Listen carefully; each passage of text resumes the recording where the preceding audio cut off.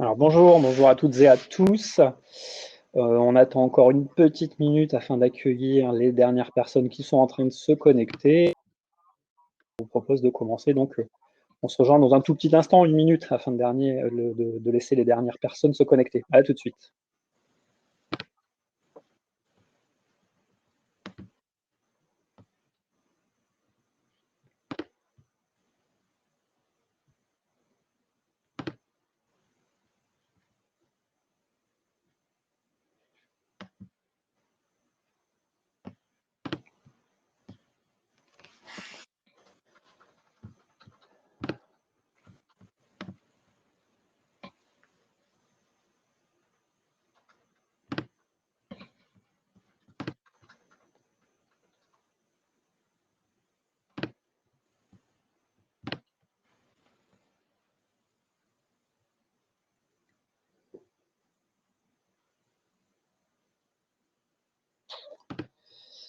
Allez, on va vous proposer d'y aller. Bonjour à toutes et à tous et aux dernières personnes qui nous ont rejoints à l'instant. Avec Sidalia qui est à mes côtés, nous sommes très heureux de vous accueillir pour ce webinaire portant sur la gamification et la réponse qu'on peut apporter aux enjeux marketing avec la gamification. Pour les moins habitués d'entre vous au webinaire, deux petits éléments techniques. Sur votre droite, vous allez retrouver un chat sur lequel je vous invite à participer, poser vos questions, demander des compléments, puisque Aurélie, notre responsable marketing chez Kimple, y est présente, donc elle pourra vous apporter les éclairages nécessaires par rapport aux éléments qu'on va tenir avec Sidalia. Et puis deuxième élément concernant votre bonne visibilité de la présentation, par un petit clic droit, vous pouvez en améliorer l'affichage. Ce sera notamment utile sur toute la partie portée par Sidalia pour présenter les visuels de certains jeux que nous avons pu mettre en place. Alors, au sommaire de ce webinaire, 4 parties, mais 3 grands thèmes. Un premier thème qui va plutôt parler de manière générale des enjeux marketing et des secteurs d'activité sur lesquels la gamification a des éléments pertinents à proposer. 2 parties portées plutôt par Sidalia qui vont, et c'est le cœur du sujet notamment, vous montrer des cas d'usage avec des éléments clés de performance qu'on a pu mettre en place dans différents secteurs d'activité et par rapport à différentes problématiques. Et puis un dernier point sur comment chez Kimple on peut vous accompagner sur la mise en place d'activation digitale efficace. Alors, sur les enjeux marketing, à quoi on peut répondre avec la gamification? Nous, on en dresse trois grands verticaux, trois grandes problématiques marketing sur lesquelles on va accompagner les annonceurs: l'acquisition, la performance, la fidélisation, le CRM et l'image notoriété. Sur la partie acquisition performance, les annonceurs, les marques, à juste titre, dépensent beaucoup d'argent pour créer du trafic sur leur site web, notamment à travers des investissements sur les moteurs de recherche, du display, dans le social ads, sur la location de bases de données email et des shoots email, là aussi pour faire venir un maximum de monde dans le magasin. C'est un enjeu prioritaire, mais l'étape qui vient juste après, avoir le monde dans le magasin, c'est de ne pas laisser repartir le visiteur, cet inconnu, sans qu'il vous ait laissé une donnée de contact et une donnée opt-in, bien évidemment. Et là, la gamification prend place en termes de réponse tout à fait pertinente, puisque rapidement, on peut attirer l'attention, la participation d'un inconnu pour que cet inconnu devienne plutôt un lead, et un lead consentant à recevoir des communications personnalisées par la suite. Donc, à travers ces différentes mécaniques, différents cas d'usage, on peut collecter de la donnée opt-in et enrichir son tunnel de conversion sur cette base de collecte de leads.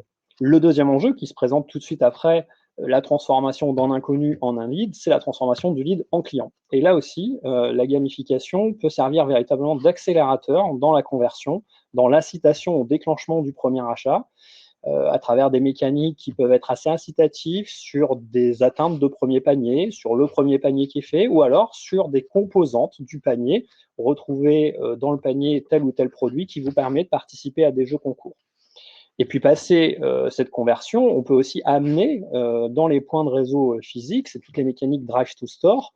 Différentes mécaniques peuvent prendre place là aussi, à travers, si on est dans le domaine par exemple agroalimentaire, dans les dotations, émettre des web coupons qui vont être activables en magasin pour l'acquisition, l'achat du prochain produit, dans le domaine de la grande conso, ou éventuellement, plus simplement, faire une grande liste de dotations avec beaucoup de participants mais beaucoup de gagnants, avec de la dotation, à venir chercher dans un point de vente qui vont déclencher une visite et de l'achat additionnel.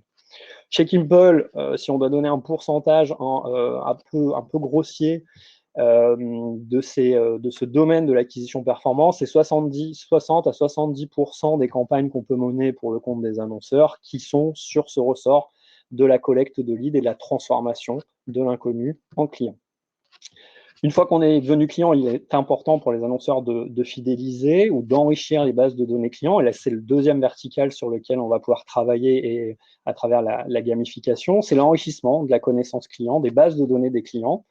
Les annonceurs, les marques, les entreprises ont dans leur base de données, bien évidemment, de la donnée de contact, opt-in, de la donnée transactionnelle sur les produits qui ont été achetés dans les points de vente, sur le web. Mais la mécanique peut permettre d'enrichir un peu plus sa connaissance client à travers cette page de formulaire qui est très importante, et on va pouvoir aller chercher de l'information additionnelle, par exemple sur de la donnée socio-démo, le type d'habitat, appartement, maison, composition du foyer, enfants, pas d'enfants, l'âge des enfants. Toutes les informations que vous souhaitez collecter peuvent être captées à travers le formulaire dans des dynamiques de connaissance client et enrichissement de la connaissance client, qui est un des enjeux principaux des marques actuellement, cette fameuse data, va permettre d'améliorer derrière les ciblages marketing, l'email marketing par exemple, et de pousser davantage le bon produit aux bonnes personnes en développant toujours cette connaissance client. Autre élément de fidélisation, il peut y avoir une des réponses ou des besoins côté à l'annonceur d'upseller ou de cross-seller des produits, de mettre en lumière des offres présentes dans le portefeuille et de stimuler ces ventes-là. J'ai en tête un voyagiste qui voulait pousser davantage son offre de court séjour. Très simplement, il va aller adresser à son segment de clients, son segment de clients le plus acheteur chez lui, la mise en avant de son catalogue de court séjour du 3-4 jours sur un segment de clientèle davantage appétant à la consommation de cette offre-là. Et encore plus simplement, la fidélisation, ça commence peut-être simplement par un merci d'avoir acheté chez nous. Donc, après un premier achat, participation à un jeu concours, un exemple en tête d'un cuisiniste qui pendant une période d'opération pour l'achat d'une cuisine permettait au premier acheteur de sa base de données client de participer à une mécanique pour les remercier, ou alors remercier également de la fidélité. J'ai en tête un groupe français d'hôtellerie très connu qui, à travers son segment de clients, les clients premium se voyaient amenés à participer à une mécanique de jeu concours, gagnant soit des points fidélité, soit de l'argent, soit éventuellement des voyages additionnels. Enfin, dernier élément qui est moins du ressort du marketing et plus du ressort de la communication, l'image, notoriété, communication commerciale. Le jeu permet de développer une interaction assez forte avec du consommateur appétant à la marque. Les moyennes de temps observées chez Kimpel, les interactions dans le jeu entre la marque et le joueur sont d'environ 4 minutes. 4 minutes d'interaction entre une marque et un client, un consommateur, c'est beaucoup. Si on ramène ça au temps d'interaction dans le domaine du média, par exemple, c'est beaucoup et plutôt à moindre coût, on le verra un tout petit peu plus tard. Le deuxième enjeu aussi, ça peut être de développer ces communautés digitales par des éléments de viralité qu'on va venir mettre dans le jeu, par du partage par mail, par du partage sur les comptes sociaux des participants. Donc là aussi, on peut agrandir sa sphère d'influence par la fameuse recommandation d'un habit. Et puis ça peut être également, dans les secteurs non compétitifs, le moyen de se différencier, d'être un petit peu atypique. Et là, la seule limite, c'est celle de la créativité, mais c'est un moyen aussi de se démarquer de la concurrence. Enfin, dernier point, qui est moins de l'enjeu marketing, mais sur lequel on est de temps en temps sollicité, donc on n'est pas dans le domaine du marketing, on est plutôt dans le domaine des RH, de la com interne, c'est que le jeu peut être utilisé pour développer le sentiment d'appartenance, de mobiliser ses collaborateurs autour d'un jeu, autour de la connaissance de l'entreprise, son histoire. Quand on est dans le domaine du commerce, sur la connaissance de certains produits, à travers des mécaniques telles que les quiz, améliorer la connaissance, ça peut être des outils de e-learning assez intéressants, où là, pour la période qu'on vient de connaître, qui est celle du confinement, mobiliser à travers un concours photo l'ensemble de ses collaborateurs et animer sa communauté interne. Donc on n'est encore une fois pas dans le domaine du marketing, mais la gamification va au-delà des enjeux marketing. C'était le sujet de ce propos. Alors pour aller un petit peu plus loin, à quel secteur d'activité se prête davantage le jeu marketing? Alors là, on vous a adressé un petit et rapide panorama. Là aussi, en fait, ce qu'il faut se dire, c'est que la seule limite, c'est celle de la créativité. On peut adapter des mécaniques à beaucoup de secteurs d'activité. Alors évidemment, il y a des secteurs qui sont davantage consommateurs en termes de nombre d'opérations. On pense tous bien évidemment au domaine de la grande conso, les produits de grande consommation, et à l'intérieur desquels notamment la grande consommation alimentaire, les fabricants agroalimentaires et un peu leur corollaire, la grande distribution alimentaire, qui vont mettre en place beaucoup de mécaniques de déclenchement d'achat, de réachat. Donc là, c'est toutes les marques que vous pouvez voir. D'autres secteurs qui vont être un petit peu plus premium dans le domaine du luxe, de la cosmétique, parce que le jeu, c'est pas un jeu simple, c'est-à-dire qu'on va pouvoir respecter l'environnement de la marque, le domaine très premium, avec des environnements graphiques extrêmement léchés. Et puis il y a d'autres secteurs qu'on attend un tout petit peu moins, qui est la démonstration de ce que je disais tout à l'heure, qu'on attend un tout petit peu moins, parce qu'on s'en fait une image peut-être un petit peu plus corporate, un petit peu plus institutionnelle. C'est le domaine des banques, assurances mutuelles, où on se dit que le jeu est peut-être pas, tombe pas totalement au bon endroit par rapport au sérieux des produits, etc. Mais c'est une fausse image, c'est-à-dire qu'on a des mécaniques extrêmement performantes par rapport à des produits qui peuvent être un petit peu plus sophistiqués, mais qui permettent de les faire découvrir, notamment pas que sur des populations jeunes. Là aussi, c'est un peu une fausse image de la gamification. La gamification ne correspond pas véritablement à une tranche d'âge, ni à une CSP. On joue à travers tous les âges et toutes les classes sociales.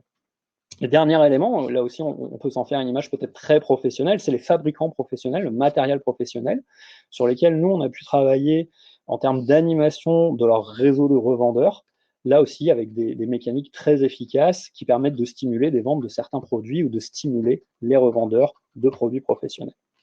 Dernier point que vous voyez à l'écran, qui est peut-être une spécificité de Kimple, c'est qu'on travaille beaucoup, en tout cas pas mal, avec des agences, des intégrateurs, des régies publicitaires qui vont nous intégrer, qui vont intégrer nos spécialités autour du jeu marketing dans leur dispositif 360, plurimédia, omnicanal, quelle que soit la terminaison, mais soit on va sous-traiter cette partie du jeu concours en tant que spécialiste, donc on va les accompagner dans leur réflexion et dans la mise en place de l'opération, ou alors on va leur mettre à disposition notre outil, mais ça j'y reviendrai un petit peu plus tard. Encore une fois, cette première présentation de secteur d'activité n'est qu'une photo. On pourrait y ajouter d'autres secteurs d'activité, notamment dans le domaine de l'énergie, dans le domaine des télécommunications, dans le domaine de l'automobile, où là aussi, on peut avoir des mécaniques extrêmement intéressantes pour faire découvrir des produits ou inviter au déclenchement du trafic en point de vente. Là aussi, pour avancer un tout petit peu plus loin, sur quel type de brief, comment on est sollicité. On vous a mis quelques verbatims de nos clients, de différents secteurs d'activité. C'est une démonstration des enjeux marketing dont je parlais tout à l'heure, avec des enjeux d'embasement, d'encartement, de stimulation des ventes, de déclenchement d'achat en ligne. Ou alors, on peut être également sollicité dans des plans d'activation annuels qui vont correspondre aux différents cycles de vie prospect-client, d'un inconnu à un prospect, d'un prospect à un client, d'un client à un ambassadeur. Et là, on va pouvoir proposer une suite de dispositifs répondant à ces différents enjeux. Moi, ce que je vous propose, c'est plutôt de passer tout de suite sur la partie des cas clients. Je vais donc passer la parole à Sidalia, qui va vous présenter différents cas clients, et là aussi pour illustrer de manière très opérationnelle les enjeux marketing auxquels on peut répondre. Merci, merci Cédric. Du coup, on va commencer tout de suite avec un premier exemple qu'on voit là à l'écran. C'est un exemple concret qui répond à l'objectif de recrutement. En hiver dernier, nous avons accompagné la marque Illicado dans la mise en place d'une opération pour laquelle l'objectif principal était de recruter de l'opt-in, tout en optimisant un maximum le taux de conversion du jeu. Je m'explique. On a proposé un formulaire qui était très court en entrée de jeu, uniquement email, nom, prénom, et le reste des informations, à savoir l'opt-in ou encore l'adresse postale, était demandé un peu plus tard. Nous voyons ici le parcours du participant. On commence par une page d'accueil mixée à ce formulaire vraiment très court. Puis l'opt-in, lui, a été mis en avant sous une forme de pop-in. Il est ainsi plus lisible et ne se cache pas en fait tout simplement en dessous du formulaire et a beaucoup plus de place en fait. Et grâce à cet espace, on peut mettre en avant vraiment les avantages pour le consommateur de s'inscrire à la newsletter Illicado.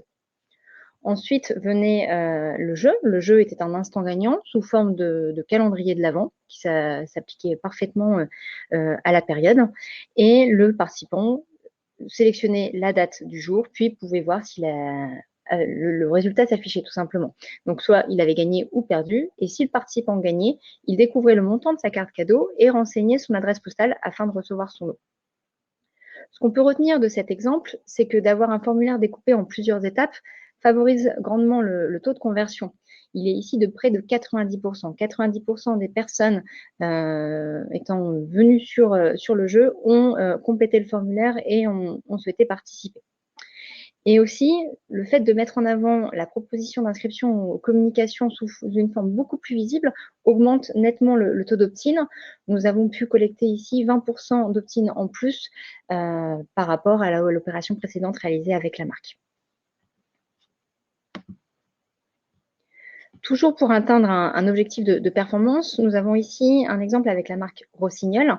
L'objectif de la marque était de stimuler les ventes en ligne, mais aussi de se positionner comme un acteur du prêt-à-porter et non uniquement comme un fabricant de skis.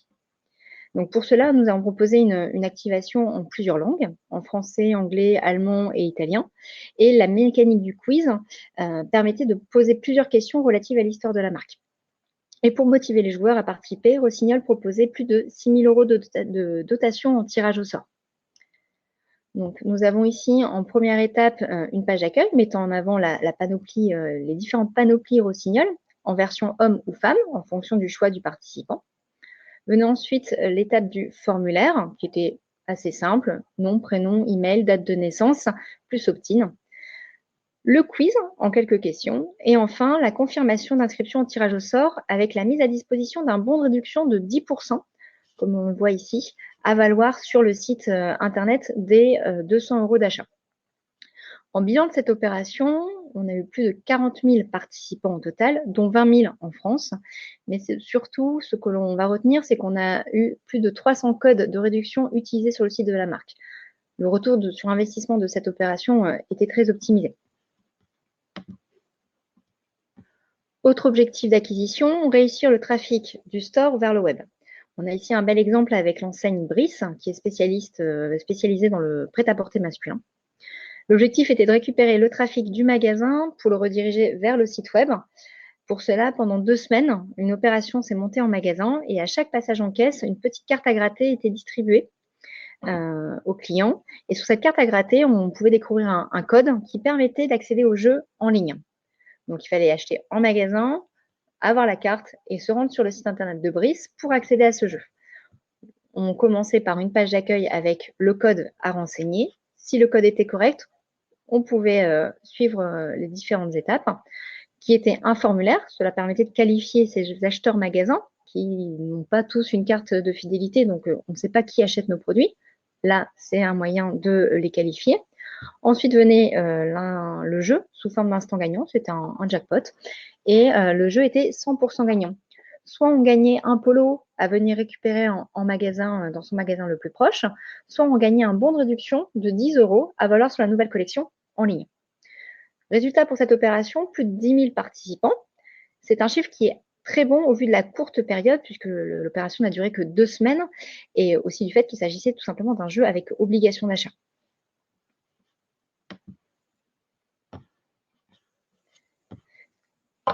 Autre exemple ici, à l'inverse, qui a pour objectif de générer du trafic provenant du web vers le point de vente. Pour cela, le moyen le plus simple reste encore la dotation. C'est ce qu'on a proposé à Paysans Bretons à l'occasion des 50 ans de la marque. Nous avons pu monter un jeu avec obligation d'achat qui était aussi 100% gagnant. Soit le participant remportait une brunch box qui était en lien en fait avec la thématique de l'opération commerciale, soit un web coupon à utiliser en point de vente et qui était distribué en très grande quantité. Dans tous les cas, le participant s'inscrivait au tirage au sort pour tenter de remporter le voyage à New York. Sur le site dédié aux 50 ans de la marque, on pouvait retrouver le jeu qui commençait par un formulaire dans lequel on pouvait télécharger sa preuve d'achat. Donc, sa preuve d'achat, c'est tout simplement un ticket de caisse où on le retrouve l'achat paysan breton effectué. Puis était suivi d'un test de personnalité. Test de personnalité pour connaître en fait en 2-3 questions son type de brunch préféré. Est-ce qu'on était plutôt sucré ou salé? Et d'ailleurs, un email était automatiquement envoyé aux participants en fonction de son profil pour lui donner un livret de recettes sucrées ou salées avec les produits de paysans bretons pour réaliser ses brunchs. Venait ensuite l'instant gagnant pour connaître son gain, une brunch box ou un web coupon. Résultat de cette opération, plus de 17 000 web coupons distribués et un taux d'ouverture moyen de cet email avec les recettes de plus de 55%. Nouvel objectif aussi ici, celui de mieux connaître ses prospects et clients afin de mieux les cibler par la suite. On a un exemple concret avec la marque Sine Qua Non. C'était une opération très simple, rapide, mais pour le coup assez efficace. Une première étape de recrutement avec email, nom, prénom, date de naissance et code postal, afin de connaître le point de vente physique le plus proche du participant. Puis, une étape de qualification. Ici, la qualification était sous forme de visuel et la marque souhaitait connaître le style vestimentaire de ses clientes. Et enfin, une étape de remerciement où on indiquait à la cliente qu'elle était bien inscrite au tirage au sort pour remporter un an de shopping.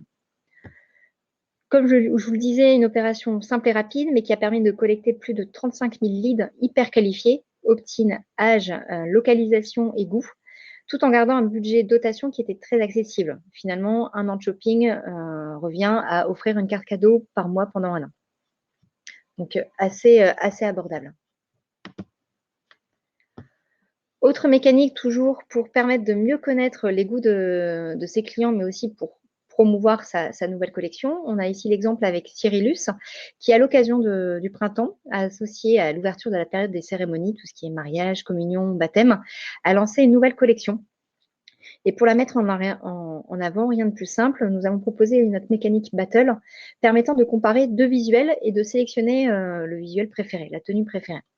Donc, nous avions en début de jeu une page d'accueil, suivie d'un formulaire, puis il était proposé aux participants de choisir la collection pour laquelle ils souhaitaient voter, petite fille ou petit garçon. Une fois la collection choisie, le participant devait choisir sa tenue préférée entre deux visuels, et nous avions ainsi plusieurs battles qui s'enchaînaient les unes après les autres. À la fin du jeu, une mise en avant de la collection sous forme de vidéo était proposée. L'avantage de cette opération, c'est premièrement, pour le participant, il était de pouvoir visualiser de façon ludique une bonne partie de la nouvelle collection, et pour la marque, de connaître les tenues les plus aimées par les participants, grâce aux différents votes des participants. Alors, comme le disait Cédric tout à l'heure, le jeu peut être également utilisé pour dire tout simplement merci à ses clients. C'est le cas ici de La Redoute. L'objectif premier était de remercier les acheteurs en leur proposant de gagner le remboursement de leur commande fraîchement finalisée. Nous étions donc sur un jeu avec obligation d'achat suite à un achat effectué en ligne uniquement. Donc, le jeu était directement installé sur la page de confirmation de commande. Donc, au niveau des différentes étapes du jeu, nous commencions par une étape formulaire, mais pour laquelle le participant n'avait pas besoin de compléter l'ensemble des champs, tout ce qui était nom, prénom, email, puisque étant déjà connecté sur le site de La Redoute, nous avions automatiquement ces informations. Néanmoins, nous avons proposé aux participants de s'inscrire à la newsletter, enfin aux communications de La Redoute, que ce soit par email ou par SMS, afin vraiment d'augmenter ce taux d'opt-in sur ces nouveaux acheteurs. Ensuite venait l'instant gagnant, sous forme de scratch, qui permettait de dévoiler aux participants s'il avait remporté sa commande remboursée. Et si ce n'était pas le cas, on lui indiquait qu'il était tout de même inscrit au tirage au sort pour gagner 1 000 € de shopping sur le site de La Redoute, et on lui offrait un bon de réduction de 20% à valoir sur sa prochaine commande. Finalement, sur ce type d'opération, nous répondons à plusieurs objectifs. De 1, on remercie le client. On profite pour mieux le connaître et lui proposer de recevoir les communications de la marque. Et surtout, on active l'acte de réachat grâce au bon de réduction qui était distribué ici. Je me permets du coup de faire un petit focus sur les jeux avec obligation d'achat. On en a vu quelques-uns là depuis le début. Il y a plusieurs façons de mettre en place des jeux avec obligation d'achat et plusieurs façons de fonctionner chez Kimple. On en a vu depuis le début plusieurs exemples. Le plus simple qui était avec Paysan Breton qu'on a vu tout à l'heure, où c'était tout simplement un téléchargement de tickets de caisse à indiquer. On achète le produit, on prend en photo son ticket de caisse, on entoure le produit concerné et on se rend sur le site en ligne pour télécharger la preuve d'achat, le ticket de caisse. Ensuite, Kimple va vérifier la validité des preuves d'achat avant le tirage au sort en fonction des différents critères qu'on aura validés ensemble, c'est-à-dire tel produit, dans tel montant, dans tel type d'enseigne, et également à une période bien donnée. Autre façon de faire, on a ici un jeu avec obligation via un code unique. On a eu l'exemple là avec Brice, le code unique servant de code d'accès au jeu. Ce code unique peut être présent sur le packaging d'un produit acheté ou sur une carte à gratter distribuée en caisse. Hop, un instant. Il permet du coup une plus grande fiabilité et limite le risque de triche, mais cependant, il demande aussi une plus grande anticipation de la part de la marque pour pouvoir imprimer les codes uniques sur le packaging ou sur les cartes à gratter.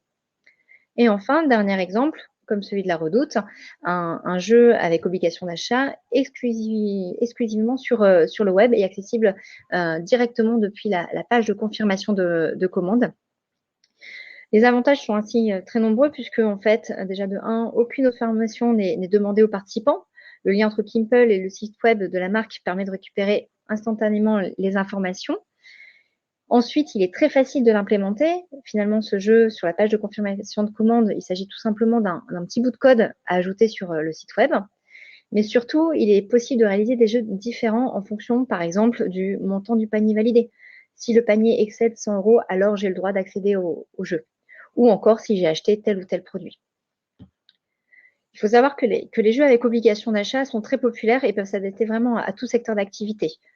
Comme là, on a pu le voir dans l'agroalimentaire ou dans la mode avec les différents exemples, mais aussi dans le secteur du B2B. Nous avons un exemple d'un jeu dédié aux artisans plombiers. Pour toute commande de matériaux d'un montant supérieur à 300 €, l'artisan avait accès à un jeu 100% gagnant, où il pouvait potentiellement gagner plusieurs appareils photo, mais dans tous les cas, il remportait également des bons d'achat pour ses prochaines commandes. On a aussi eu le cas de jeux avec obligation d'achat, par exemple dans le domaine du tourisme. C'est le cas avec Club Med, qui proposait à ses clients ayant acheté un voyage d'1 semaine sur une période donnée, de se voir potentiellement rembourser le montant dépensé. Donc vraiment, le jeu avec obligation d'achat n'est pas focalisé sur la grande distribution ou sur l'agroalimentaire, mais peut vraiment s'appliquer sur plusieurs secteurs d'activité.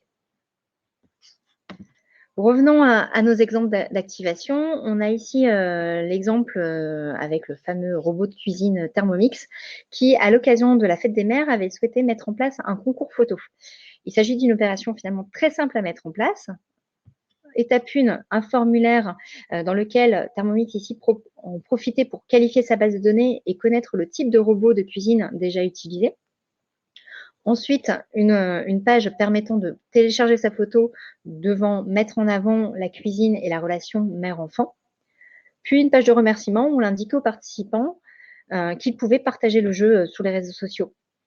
Et enfin, l'accès à une galerie photo où chaque participant pouvait voter pour sa ou ses photos préférées.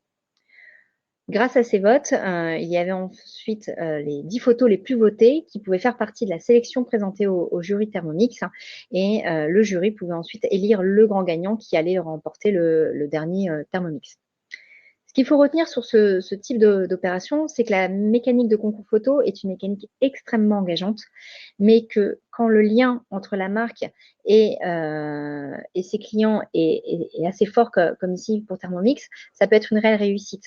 On a eu ici plus de 500 photos téléchargées et plus de 27 000 vues de la page galerie photo.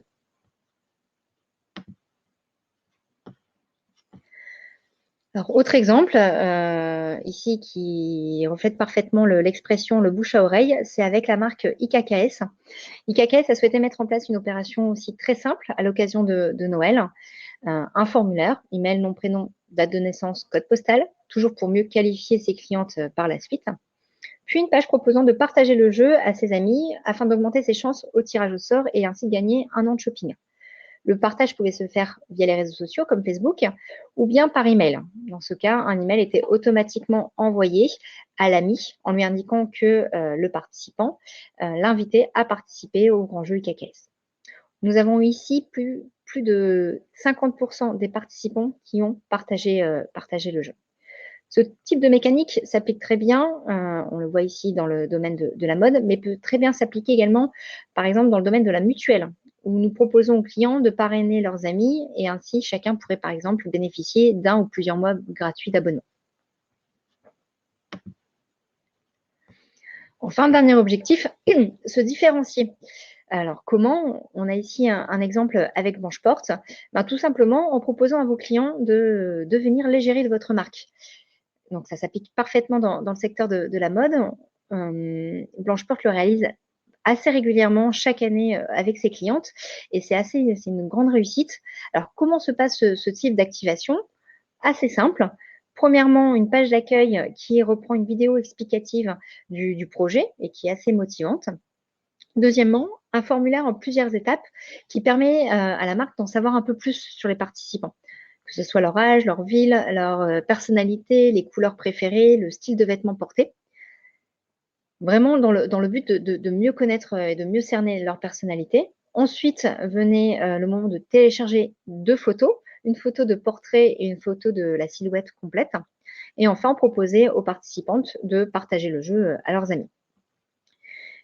Ensuite, au niveau du résultat de cette opération, on a là où les gagnantes du casting qui remportent une journée de shooting photo, tout frais payé, où elles vont pouvoir être maquillées, coiffées, habillées par des professionnels de la mode et faire partie de la prochaine collection de la marque. Chaque année, c'est une belle réussite, comme je vous disais, pour Blanche Porte qui récupère à peu près 10 000 clientes qui souhaitent participer à ce type d'opération chaque année. Alors, avant de passer à l'étape d'après, Cédric, peut-être avons-nous déjà quelques questions? Pas de questions particulières, mais peut-être un point de précision, parce que c'est un élément sur lequel on est quand même souvent sollicité. La question de la dotation. Est-ce que tu aurais 2-3 conseils à fournir ou voilà, de bonnes pratiques? Alors, c'est vrai que la dotation, c'est un vaste sujet. Si j'aurais 2-3 conseils à donner, c'est que le premier, il faut qu'il soit en lien avec les valeurs de la marque et pourquoi pas aussi les produits qu'elle propose.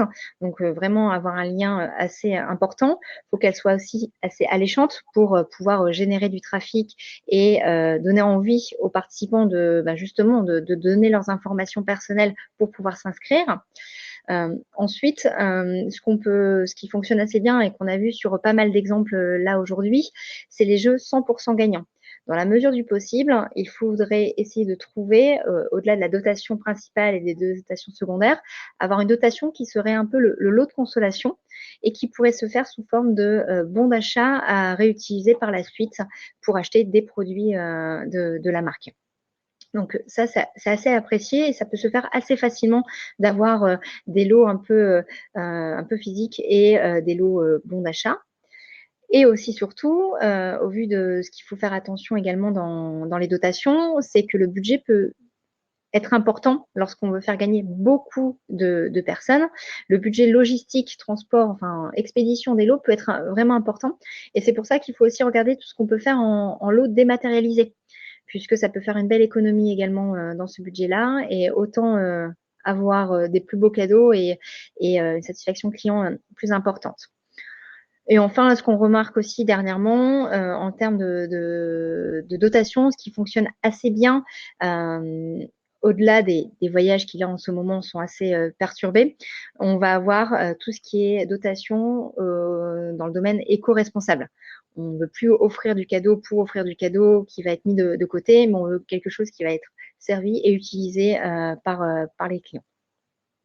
Donc voilà, ce qu'il faut retenir, c'est en lien avec la marque, si possible du 100% gagnant avec des bons d'achat à réutiliser pour activer l'acte de réachat et dans le côté éco-responsable.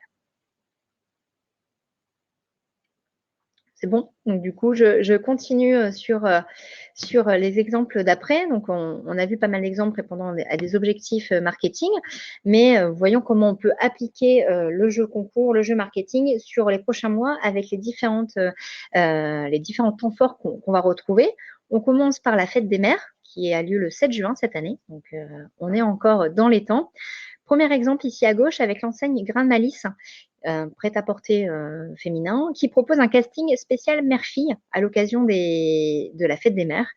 Donc c'était vraiment un casting limite même grand-mère, mère et fille, dans lesquels elles pouvaient participer ensemble pour, comme on l'a eu pour Blanche Porte, pour avoir une journée shooting photo. Ou encore juste à côté, profiter de cette occasion pour lancer un jeu avec un instant gagnant et faire gagner tout simplement des bouquets de fleurs à faire livrer directement le jour J au moment des gagnants. Donc la personne gagne et dans ce cas-là peut renseigner le nom, l'adresse et même mettre un petit message dédié qui sera inscrit sur la petite carte envoyée avec le bouquet de fleurs. Juste après vient assez rapidement l'été. Donc, un premier exemple ici à gauche avec le site Son et Vidéo qui proposait un quiz musical. Il s'agissait tout simplement d'un blind test où, en fonction de la musique écoutée, le participant devait retrouver un titre, un chanteur ou encore l'année de sortie de cette musique pour s'inscrire au tirage au sort. Autre exemple également, ici avec Bic, où nous avons combiné un jeu ludique avec un instant gagnant qui était complètement adapté graphiquement à l'univers de la plage. Donc, c'est vraiment important. C'est une des forces de Kimple, c'est de pouvoir vraiment combiner le côté ludique tout en ayant accès à un instant gagnant tout de suite pour permettre aux participants de voir ce qu'il a remporté. Et enfin, vient encore plus rapidement, j'ai envie de dire, après, c'est la rentrée. Alors ici, un exemple assez intéressant avec Bic et Tipex. Donc déjà, pour vous montrer qu'il est tout à fait possible de faire des jeux co-brandés. Donc c'était une mécanique qui était complètement personnalisable. En fait, il y avait tout simplement une animation autour de ce Tipex qui venait effacer tout simplement une partie de l'histoire et on proposait aux participants de réécrire l'histoire avec leur stylo Bic. Comme ici, on voit le Titanic. Si toutefois on était amené à pouvoir venir effacer cet iceberg, quelle aurait été l'histoire du Titanic? Il faut savoir que dans Kimpel, on a plusieurs mécaniques déjà prédéveloppées, à peu près 45, mais on a la possibilité également de venir vraiment personnaliser chacune d'entre elles et de pouvoir vraiment, en fonction d'une thématique, d'une ambiance donnée, venir animer un jeu, une mécanique déjà existante. Autre exemple également, toujours avec de l'instant gagnant, puisque à la rentrée, ce qui est important, c'est aussi de pouvoir offrir du pouvoir d'achat. Et ça se fait parfaitement via des cartes cadeaux. Ce sont des dotations qui sont toujours très alléchantes et qui drainent toujours un maximum de trafic sur les différents jeux.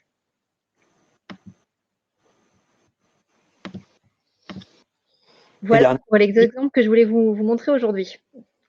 Dernière partie sur comment on peut vous accompagner, que vous soyez annonceur, entreprise, agence, comment on peut vous annoncer dans vos activations digitales. Alors pour parler de Kimple, un petit instant, notre grande force, alors, je peux juste passer la slide suivante. Pardon, excusez-moi. Voilà, notre grande force, pour insister et pour faire assez court là-dessus, on a deux grandes forces. La première, c'est que Sidalia l'évoquait, on a monté une plateforme technologique propriétaire depuis 6 ans. Donc cette plateforme, on a complètement la main dessus avec une équipe de développeurs. Et en fait, on a cumulé un peu plus de 40 mécaniques personnalisables, ce qui nous permet de ne pas redévelopper systématiquement le jeu. Le jeu est existant, il est sur étagère. On n'a plus qu'à venir le personnaliser d'un point de vue graphique en lien avec l'environnement, le territoire de communication de la marque. Donc ça, c'est un gros atout pour comprimer les délais et comprimer également les coûts.